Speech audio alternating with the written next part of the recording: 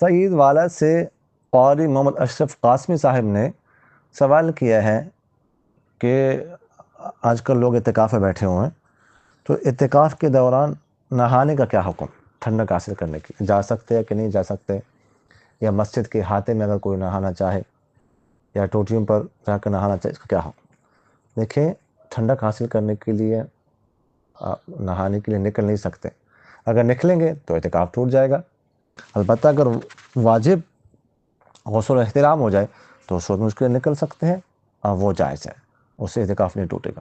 اس طرح مسجد کے احاطے میں بھی نہیں نہا سکتے. جو جسم پر پانی لگ جائے وہ مسجد میں گرنا یہ بالکل بھی ٹھیک نہیں ہے، اس سے بچنا ضروری ہے. مسجد کے احاطے میں بھی نہیں نہا سکتے.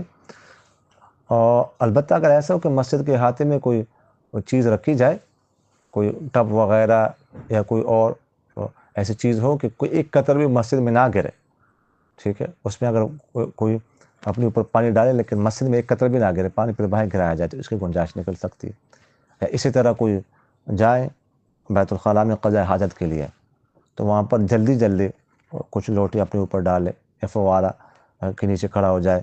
بہتر یہ ہے کہ قضاء حاجت کے لیے جاتے وقت اگر نہانے کی بھی نیت ہو تو اصل نیت تو قضاء حاجت کی ہونا چاہیے. نہانے کے لیے تو نکل نہیں سکتے، تو بندہ پہلے سے قمیص اتار کے جائے تاکہ جلدی وہاں پر شلوار وغیرہ اتار کے پھر اپنے اوپر کچھ لوٹے پانی بہا کے پھر واپس آ جاتے. اس کی گنجائش نکل سکتی ہے. جزاکم اللہ خیر.